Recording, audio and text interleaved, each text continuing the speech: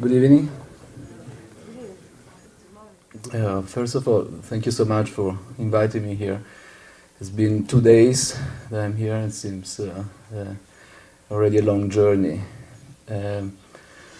I didn't prepare clips for today because I don't have many clips. And I have a film here, which I did 15 years ago. 93? How long? 93, it's like more than 15 years. 15? 16, okay. I try to lie always about that. And it's a film that I haven't seen myself probably in 10 years. And for the first time I have a DVD of the film that someone did it. Somehow the film, after Below Sea Level, is coming back, and it's called Boatman. So I would like to start, if we can, tonight with a little introduction of the film. So I would like to start with the film, and then we go on question, answer, or I'll start talking about something, if I get inspired by the movie. But as I say, I haven't seen the movie myself in 10 years. So.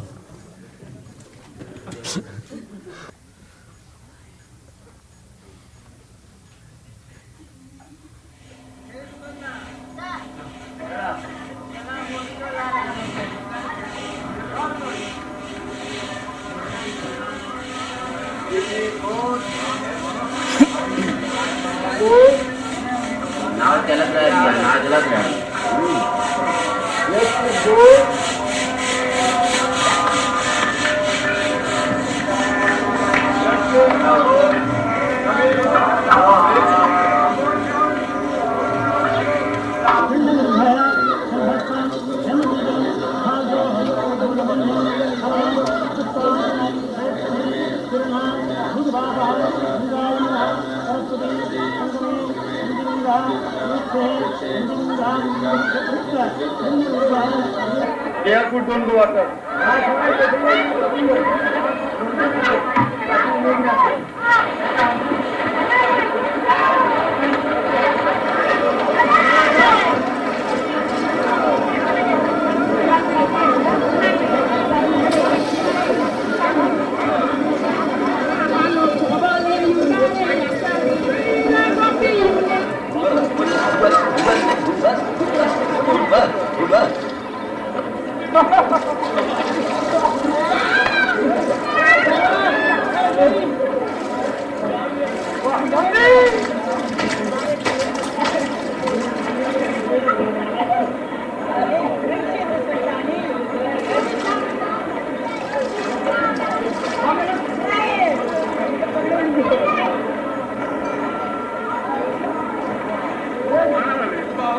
When a Hindu is old, he desires to come to this city in order to prepare himself to face death. When death comes, they will be cremated and their ashes immersed in the Ganges.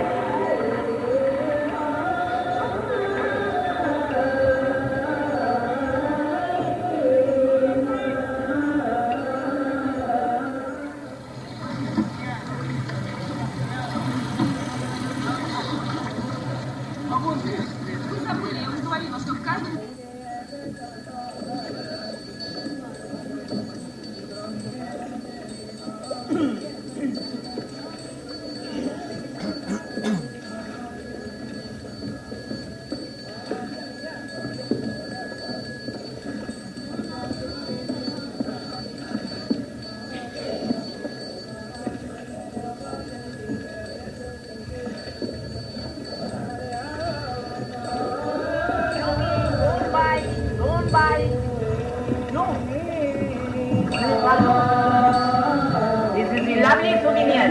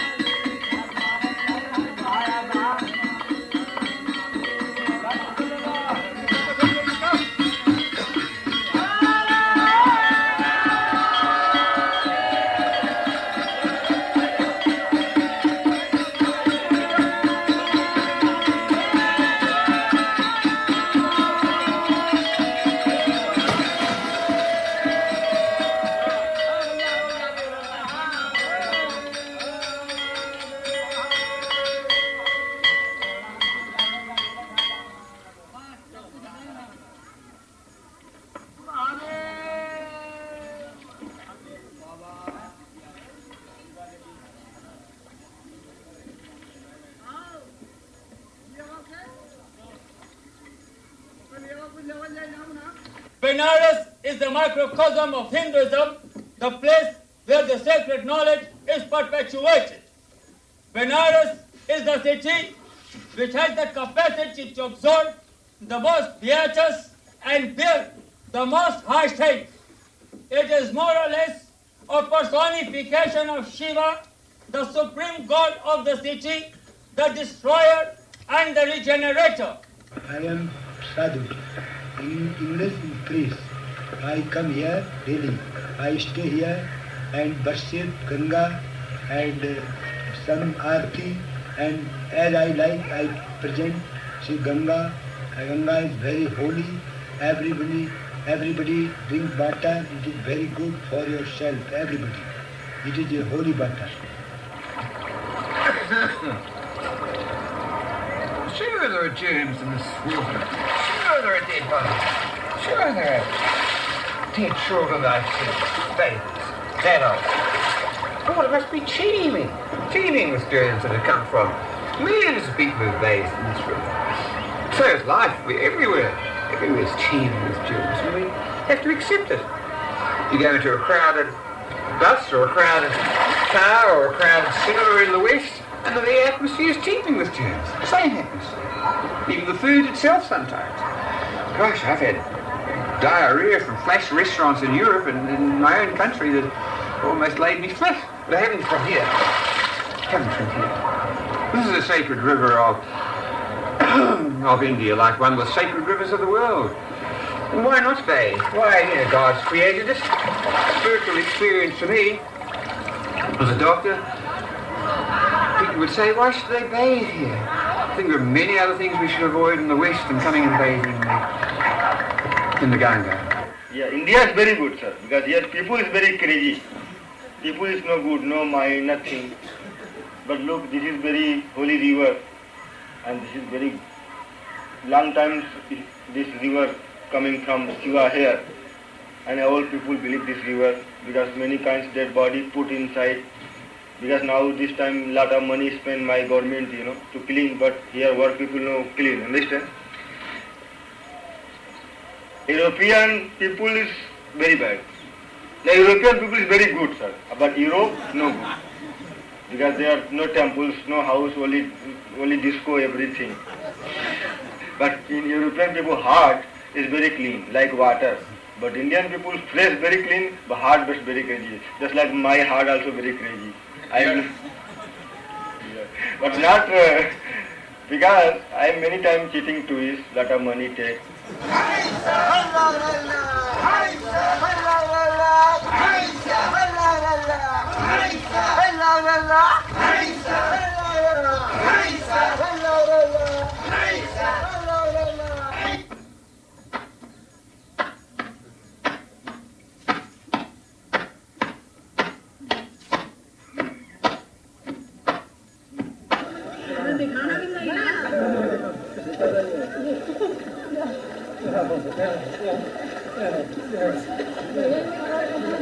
How you are feel here? You stay Benares. Dice come ti senti a Benares? Good. So you like to stay whole life? Yeah. Next time you are born in India. Honey. Good.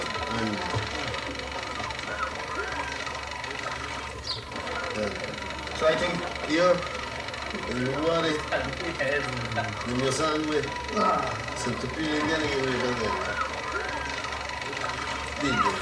He says that his heart and his blood is with Indians, always. I think his father Indian. Dice se tuo padre è indiano, no? No. Then how your heart coming Indian? Then how heart coming India? E dice come fa il tuo cuore a essere indiano? Io sono 12 anni che faccio yoga e ormai da quando ci sono venuto, no? Si sono comportati. Io salivo sui treni, no? E vedevo tutte le piantagioni, vedevo tutte la natura. Poi quando incontravo, quando io dovevo mangiare, per esempio, no? Mi mettevo a chiedere da mangiare, mi davano da mangiare, mi davano tutto, mi davano la vita, l'anima, mi davano il cuore, mi davano tutto, capito? Nonno,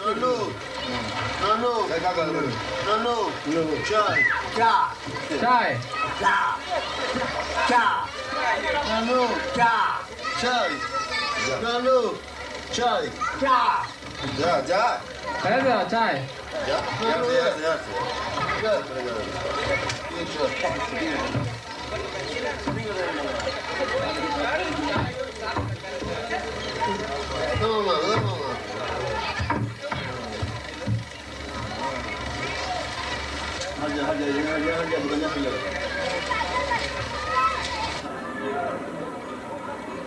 Così di punto in bianco, cosa vuoi che ti dica? Questa città è un gran casino. Sembra a Genova, guarda. Stessi vicoli larghi, vicoli stretti, viuzzi. Gente che acciocca, gente che caccia sullo barco con armento senza manco a mia chi passa sulle su. Canchetta denta e capisce. Ma lasciano me. Comunque, tanto che passiamo il tempo, faccio qualche lavoro di muratura, giusto qualche finestra, qualche porta scivercata. qualche impianto di luce, di acqua. Ora mi domando, ma che mi ha fatto fare mentre venivo in India? Sai cosa vuol dire che ho 80 kg? Sai cosa vuol dire 80 kg? Portare 50 di pantaloni e scoppiare di salute. Grazie a voi sono andato a prendere la meba. Oh, guarda un po', in 3 mesi mi sono ritirato come un calzino. Mi vedesse mia madre e mi dico, ciao figlio, come ti stai maledetto? Mi passo tempo alle pigiame, faccio un giro nei vicoli, passa uno con una moto, ma rovina un piede. Oh, non si è manco fermato. Gli ho gridato di tutto in genovese perché non so né l'indi e né l'inglese. Cosa che se succedeva in Italia, l'assicurazione mi dava tante di quelle palanche che stavo una vita che io amo questo posto, mi piace.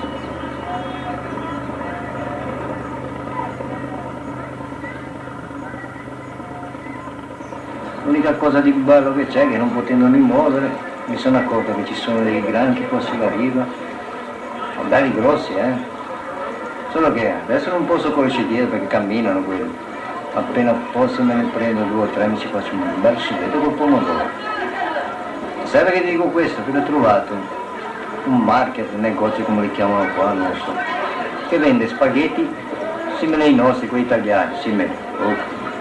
Le compri che sono così lunghi, Quando li cucini diventano come pezzetti proprio. Lele? Ciao! Vedi, l'unica differenza qua, che la gente è ciò che è matta, perché è matta. E io ti accetto per quello che sei. E vivace.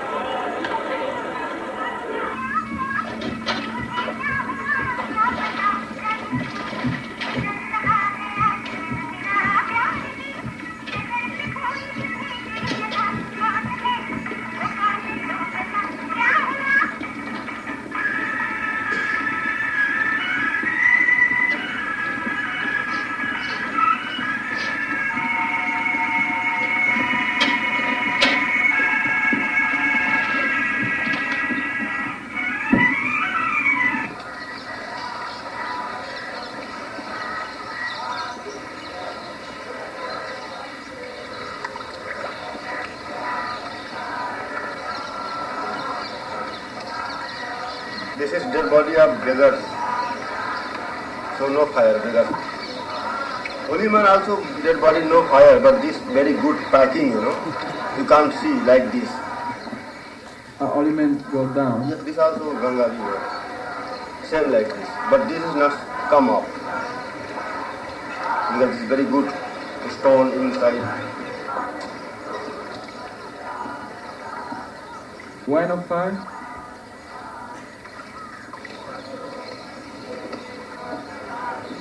Because they have no money, because fire is very expensive. And also new plan government fire up electric is very cheap, 50 rupees, 60 rupees like this. Electric fire? Electric fire, yes.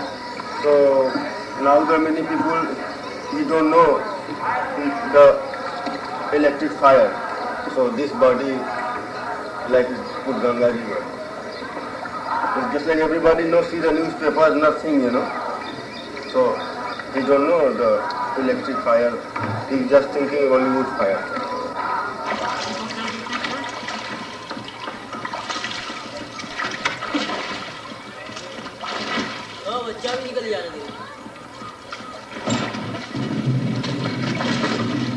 As I've already explained to you, Hinduism is not a dogma, it's a practical philosophy of life.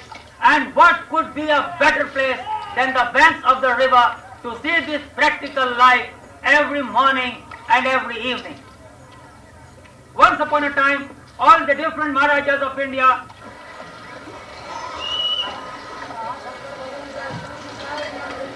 Okay, now I am going to take a bath, Clean. Yes. My name is Gajanan sir, I am boatman and fisher.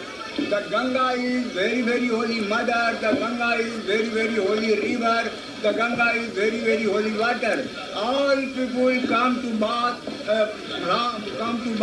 in this very holy river, in this very holy water. Yeah. How do they get it out of their hair? I don't know. She put all that soap in there, and then now she's trying to get it. They must be satisfied with what they can get done over there, because that's I don't know how they can manage. Look, now she's wrapping a little more up. Maybe the soap also keeps, the alkaline in it keeps the germ count down. There has to be germ count in this world. They have no home plumbing. In India, the casteism is strictly followed. We find here the middle caste men wants to make friendship with the upper caste, and they will invite them in the lunch and dinner, etc., and they will treat themselves along with the upper class. But if we request them to take the meal along with the bottom class people of the society, they will disagree to that. Suppose I am giving an example that I am Brahmin. I can take meal along with some Kshatriya or something like that. But if I request that Kshatriya to take meal with the boatmen, they will simply refuse it. And it is a funny thing going on here, though there is a general change coming on in this present generation. I can set example previously also. Hey, Kitty, go. Kitty, come on, come on, sitting. Come on, give it to me. Come on. Drop it, I said. Come on, ready, go! Oh, you have failed it again.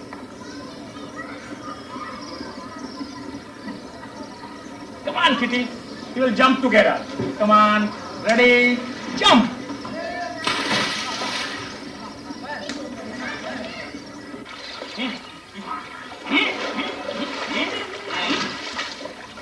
Oh yeah?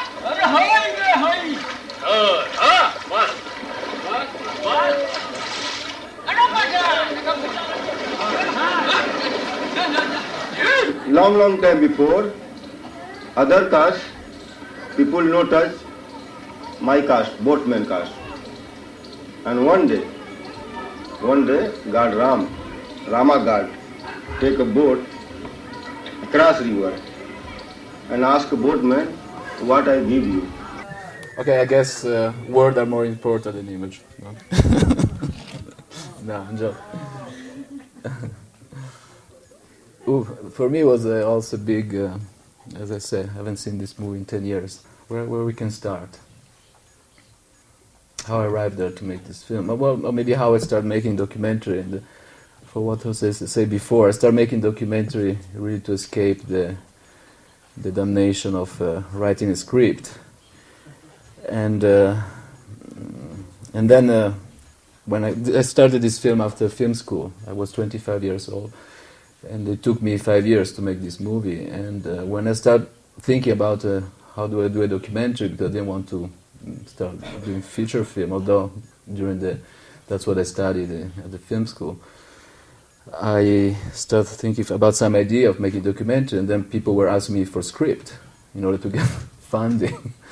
So I just took a camera on my own and went to India because of a long story that at that time was happening.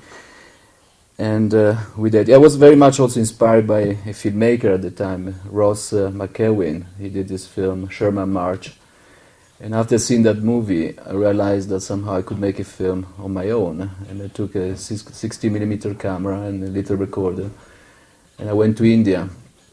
And there was an enormous impact for me to arrive into this city that, as you can imagine, is full of enigma. And still for me, after years, I very hard to understand what was going on. So that's why somehow it took me 5 years to make this movie. And for me, starting a film is always, I never know really where I'm arriving. And there's a moment that has to happen. Until I don't find that moment, I really never know where to start. And when I arrived in Benares, I spent 2 months just walking around with my camera and was not able to shoot anything because everything was so complicated and overwhelming, and my view was totally the point of view of a tourist. And the last day, basically, really one of the few last day when I decided to give up the idea of making a film there, I just went to the river for the first time and tried to be as a tourist myself. And I went to the river, and as you can see from the beginning, you have a lot of boatmen there asking for this. And I met Gopal, and I spent the first we contracted a price for like half an hour, and then this half an hour became 2 hours, and these 2 hours became 5 hours, and then I decided, we bargained a price. I said, what about spending the whole day? Because he was telling me very intriguing stories, and I spent it with him the whole day. And at night, when I went back to my hotel, I said, well, that's the film I want to do, you know, something that has this impression, this freshness of one day spent into this river. And just little flasher without asking any question or without having any answer, without a precise agenda. And the next day I took my camera and I went to the river looking for him. And now in this film there are only 2 shots that are really original for the first day, and this is the beginning and the end of the film. And I wanted to really, I was thinking, it was very ingenious somehow, and thinking that I could somehow make a movie in one day. And of course it doesn't happen because nothing interesting was happening that day besides sharing some stories. And then when I went back to New York, I was living in New York at the time, after 6 months or 8 months I developed the film I had, and I found out that there were like few elements that were very interesting there. And I was still obsessed by that day that I spent there. So somehow the film in these 5 years became a reconstruction of that idea of the day that I spent it. And every time I went there, I never had enough material to fulfill that first strong emotion. So it took me 5 years basically, because as I said, I never had any production, I never had any a budget to make this film, so I was doing on my spare time, I was working other things, and once in a while. Also, Benares is a very difficult place to shoot because of the monsoon time, and so for 6 months of the years, the city becomes like completely underwater. It's like an Atlantis, you know, like disappear completely. For like 3-4 months, it's full of mud. And then there's like hot, and it's like time, but it's extremely hot. So you basically have like 2 months a year to be able to have condition for a filmmaker to film. So that's what I did for 5 years. I kept going there for once or twice a year and spent 2-3 months with Gopal. And slowly we developed this very strong relationship. And then he became almost the director of the film himself. He was showing me places. And all this became like encounter with situation and people, till somehow was fulfilling the idea of building this hypothetical day on the river. And I realized this only after I finished the film, you know, and I started saying, okay, that's how I made this movie.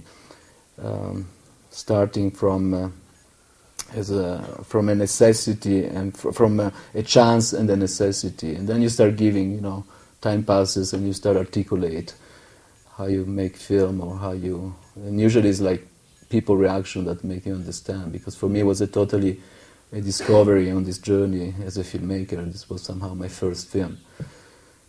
And Benares was an incredible place because I learned there like somehow not to ask questions, and which I kept at this in my next film, although a lot of time passes from my first film and my last film.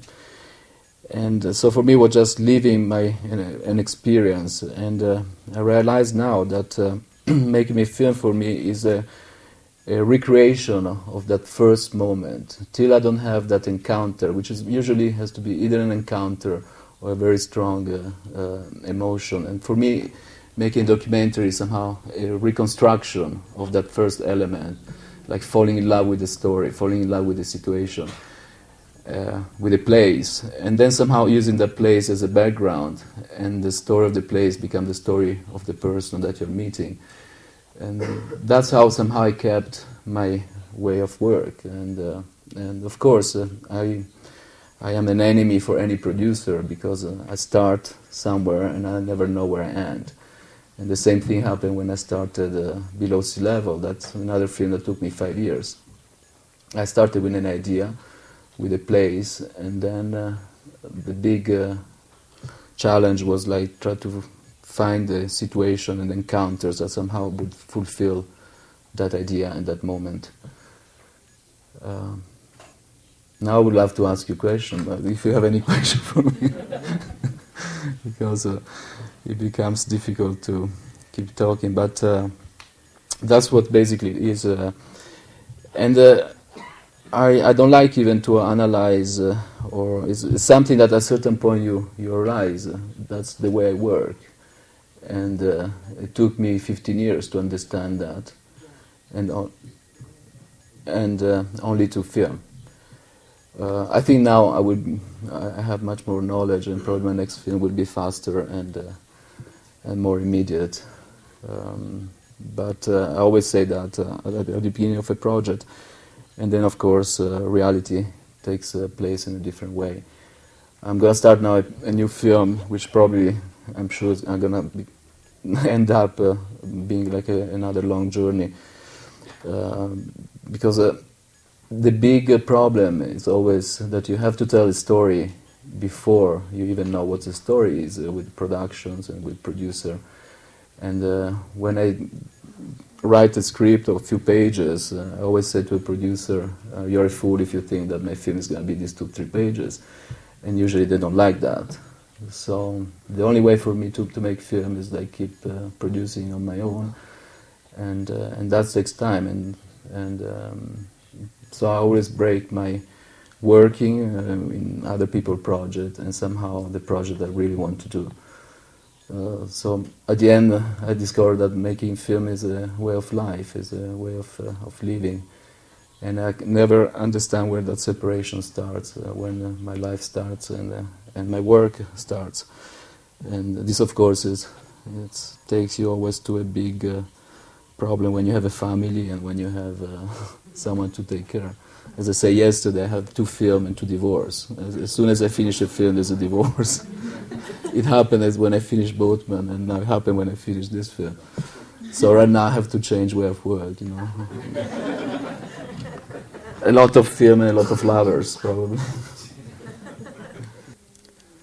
But I don't know. I like to, if you have any question or anything, it would be probably easier for me to instead of making somehow an analysis on my own work, which is very hard always for me to do it. It will be better for me to answer any question that you have, if you do have any question. Why I haven't seen the film in 10 years? I don't have a very strong relationship after I finish a project. For me, it's done, and probably also it took me for me so long to start making other film because I wanted to forget completely the way I worked on this movie. And so I think it's very interesting to see the difference between this film and my next film, which somehow I cannot talk about now because nobody saw it, so it would be a bit bizarre to talk about something that you didn't see it. But somehow this film was, I was somehow very much connected to the character myself, and I was also somehow part of the film.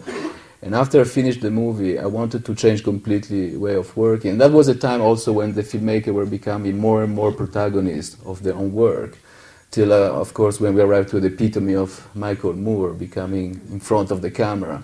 So I was somehow discreet at the moment. Then at a certain point, after half of the movie, I totally disappeared because I was hoping that then the audience was taking my own place. And then there's a very funny moment where he say, why you keep asking all these questions to me? Just shut up and don't ask.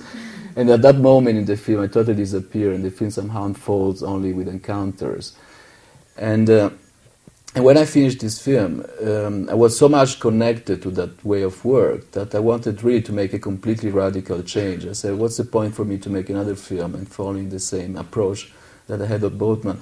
And it took me really probably a lot of time to finally complete. It was like an addiction. When you have to forget an addiction, somehow it takes a lot of time. And for me, always my reference was this film. And I was not interested to make another movie having the same approach. So it took me probably 10 years to forget about my own physicality and my own being in the place and find a completely different approach on making a film, which I think that's what Below Sea Level is. Although they are very, very similar thing, but there is a complete. I would say that this film is a vertical film somehow, and Below Sea Level is an horizontal film. It's like really like the difference that there is between synthesis and analysis.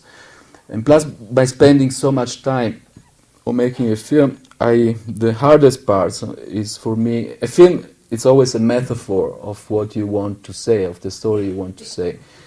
And so in order to achieve that, you have to forget your own personal experience. And when you spend so much time on making a movie, to forget your personal experience, it's not easy. But only in that way, I think a film can be successful. You know, when we detach ourselves from our own personal experience, and the film becomes something else, and that's where you can transform the reality in something else.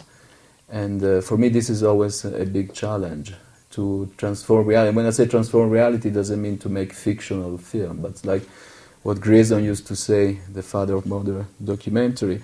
It's like there's documentary of journalists, there's an approach that is anthropological, but then there is something, we can also bring reality a bit farther, and through maybe poetry and through drama, like drama as dramaturgic, like to build a story, to build something that... that was an enormous amount of work. So till I was able to detach completely myself from that, it was hard for me to start about making a new film. Tú dices que has trabajado con dos proyectos de 5 años cada uno, en el cual, bueno, manejas que no has tenido como un guión tal cual, ¿no? Como principio y final. ¿Cómo decides tú cuándo es el final, cuándo terminas? When the finish, well, as I say, I always start from a very, very strong idea. For example, in this film, well, I mean, first of all, you know, I still live with people. And I have friends, I have a family, I have a very close friend, I have teachers that somehow I'm related to, I have people that are very close to. And you know, when you start working for so long, people after a while start thinking, come on, Gianfranco, you have to stop. You know, what are you doing? Are you crazy? 5 years in India, 6 years in India, what are you doing? And you just completely become like, you know, I have to finish, this is my last trip, So you have a lot of pressure from other people, at the time from my family also, because you disappear for 3 months, you know. I don't like to have contact with them there, so literally disappearing for 2-3 months is a long time. So every time you feel enormously guilty, every time it's an enormous battle. And then when I start working with an editor, there's a moment where I say, okay, now I might have a movie here. And in these 5 years, I never watched, at least for the first 3 years, I never watched really any footage besides the first time. And then there's a moment where you say, okay, I want to see what I did, and I start watching the footage. But usually I like things to keep it in my memory. And for 2-3 years, I never watched any footage in this case. And then you start watching the footage and you start fulfilling the original thought that you had. And at that point, you say, okay, maybe I'm closer to build up the emotion of that hypothetical day, and still something's missing, so you do another trip, and then you come back and the editor say, come on, Gianfranco, this is your last trip, you have enough material. I say, no, I remember I did one trip here only to do sound. That was my last trip. I didn't even take the camera with me. I just spent 1 month only recording sound. And that was finally when I decided the film is done. And also in the editing, you realize that if your film is done, when there's like images and moments that are so dear to you and so important, that somehow you cannot put it anymore in the movie. There's no space. And that's the magical thing of editing. Yes, I was mentioning the fact that if you start editing without an agenda, the footage somehow, the material, it finds its own space. And once it's there, for me, we took 5 years to shoot this movie and 1.5 months to edit the film straight. Below Sea Level was also 5 years of work, 100 hours of footage, and 2 months on editing. And somehow images that find their own place and collocation, and that's the moment where you say, okay, I think the film is there. Especially when you have very important moments that you thought they would be in the movie and they don't find their own space in the film. That's when I realized that the film is finished. And at that point you don't think anymore, although then you start making, like Below Sea Level has already 3 versions of editing, because I like also this idea.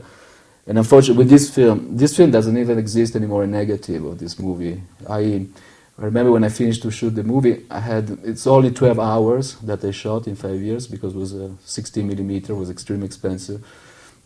and I only had 12 hours. And I remember one day, after we edited the film, there was no DVD, there was no video at the time, there was no idea of making how they call it a DVD, like extras in a DVD. So for me, that's what the movie, and that's it.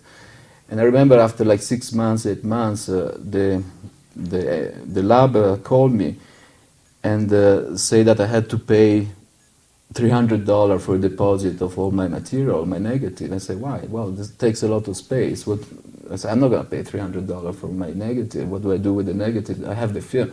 And they throw away the whole negative, which somehow now it's something that I feel like completely, it's a big loss, because I think it could have been a 12-hour film, you know. But for me, that was the movie. And unfortunately, right now with digital and with things, everything is like so available that you always have tempted to make some changes or to do things. But somehow, this film exists just for what it is. And like 3-4 years ago, I called the lab asking for the negative of the movie, and they said, we have no negative of Below Sea Level. And I just put down the phone, and then I said, and I didn't dare to make a second phone call. And I say, tomorrow I do it, and 3 years pass by. So maybe even the negative doesn't exist anymore. We did throw away even the negative. So that's what exists. Gracias.